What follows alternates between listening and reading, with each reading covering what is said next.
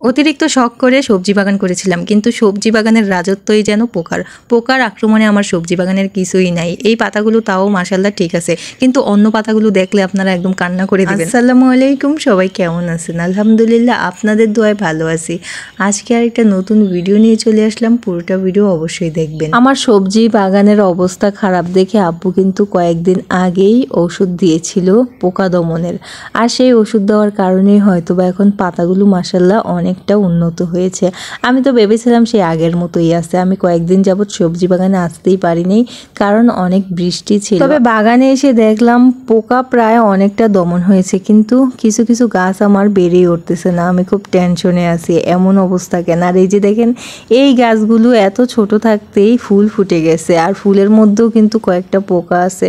ভাবলাম যে হয়তো বা বেশিরভাগ পোকাই দমন হয়েছে, যেহেতু বৃষ্টি হয়েছে ঔষধও এখন কাজ করতেছে। তাই কিছু কিছু পোকা আবার উড়ে এসে জুড়ে বসেছে আমার গাছের মধ্যে। যাই হোক, আবারও ঔষধ দেওয়া লাগবে। এইদিকে আশেপাশে ঘাসে একদম ভরে গেছে, আমার তো অনেক ভয় লাগে, নাকি আবার চোখে ধরে আমাকে, কারণ এই বাড়িতে প্রচুর জোক। এই বাড়ি বলতে না, আমাদের এলাকায় অনেক বাড়িতেই জোক থাকে, অনেক বেশি। সেই ভয় পেতে পেতে আমি কিন্তু ঘরে চলে গিয়েছিলাম, আর ঘরে গিয়ে দেখেছিলাম আমাকে জোকে ধরেছে কিনা, কিন্তু না, জোকে ধরেনি। পরদিন সকালবেলা আমি চলে আসলাম শাক তুলতে, কারণ অনেক বেশি শাক খেতে ইচ্ছে করতেছে। জানেন, আগে তো আমাদের বাড়িতে প্রচুর শাক ছিল, আর আমি কয়েকদিন পর পরই শাক উঠাইয়া তারপর রান্না করে খেতাম, কারণ শাক আমার এবং আমার শ্বশুর আব্বুর অনেক বেশি পছন্দ। কিন্তু এখন দেখি শাক অনেকটাই কমে গেছে, আর পোকাতে সব শাক খেয়ে ফেলেছে। বেছে বেছে কিছু শাক নিয়েছি, আর আম্মু কিন্তু আমার কাকুদের বাড়ি থেকে আরও শাক নিয়ে আসছে। তবে ওইখানে একটু কম হয়ে গেছে শাক, এই জন্য আমি আরেকটু নিতে আসছিলাম। যেহেতু আজকে শাক রান্না করব, বোম্বাই মরিচ দিলে কিন্তু শাকের মধ্যে অনেক বেশি মজা হয়। আর আমাদের কিন্তু 2-3টা বোম্বাই মরিচ গাছও আছে, ওইখানে কিন্তু কয়েকটা মরিচও হয়েছে। কিন্তু দুঃখের বিষয়, মরিচগুলো এখনো কড়া কড়া আছে, আর এই কড়া কড়া মরিচ দিয়ে কিন্তু শাক রান্না করলে একটু ঝালও হবে না এবং গ্রানও আসবে না। এই জন্য আর মরিচগুলো নিলাম না। তবে যাওয়ার সময় দেখি আমাদের গোলাপ গাছে গোলাপ হয়েছে। এটা কিন্তু আমাদের এলাকায় কাঠ গোলাপ বলে। আপনাদের এলাকায় কি ফুল বলে অবশ্যই কমেন্টে জানিয়ে দিবেন।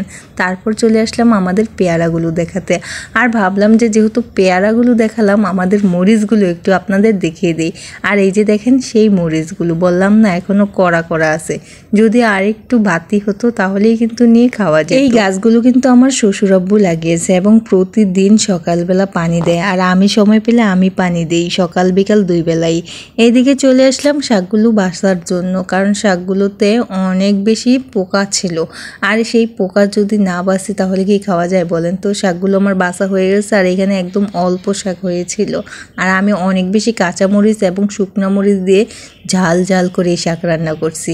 শাক রান্না করব, যদি ঝাল না হয় তাহলে কি খাওয়া যায় বলেন তো? আর আমি, আমার শাশুড়ি আম্মু কিন্তু অনেক বেশি ঝাল প্রেমী। এইদিকে আমার আব্বু বাজার করে নিয়ে আসছে, আমি বলেছিলাম ডাটারাটি আনতে, সেই ডাটারাটিও নিয়ে আসছে, আর আমাদের কিছু প্রয়োজনীয় জিনিসপত্র নিয়ে এসেছে। আর সবচেয়ে মজার বিষয় কি জানেন, আমাদের দুইটা প্রিয় খাবার নিয়ে আসছে আজকে আব্বু। এখানে গুলশা মাছ নিয়ে আসছে, আর হলো মহিষের গোস্ত, সাথে কিন্তু বোম্বাই মরিচও নিয়ে আসছে, পাকা পাকা বোম্বাই মরিচ। আর এই বোম্বাই মরিচ তো আমি দেখে পুরো পাগলই হয়ে গেছি, কখন যে শাক তুলবো আর খাবো। শাক না তুললে কি হয়েছে, অন্য কিছু দিয়েও কিন্তু এই বোম্বাই মরিচ খাওয়া যায়। আমরা কিন্তু যে কোনো তরকারির মধ্যে একটু বোম্বাই মরিচ দিয়ে দিই, আর বোম্বাই মরিচটা দিলে হয় কি জানেন, তরকারির স্বাদটা যেন আরো দ্বিগুণ বেড়ে যায়। এদিকে আম্মু এবং আমি দুইজনই কিন্তু ছাদে চলে আসছি গোস্তগুলো পরিষ্কার করার জন্য এবং মাছগুলো কাটার জন্য। মাছগুলো আমি কাটবো, আর গোস্তগুলো আম্মু পরিষ্কার করবে। গোস্তের সাথে দেখেন কত বড় বড় 2-3টা হাড্ডি দিয়ে দিয়েছে। আমি তো বললাম যে এই হাড্ডির মধ্যে কিছুই নাই, কেন শুধু শুধু হাড্ডিগুলো আনছো? আম্মু আবার বললো, সমস্যা কি, হাড্ডির ভিতরে যে মালপত্র আছে ওইগুলা খাইতেই তো অনেক বেশি সুস্বাদু। এই যে দেখেন গুলশা মাছগুলো, এই গুলশা মাছগুলো কিন্তু ডিমে একদম ভরপুর ছিল, আর এই ডিমওয়ালা গুলশা মাছ খেতেই কিন্তু অনেক বেশি সুস্বাদু।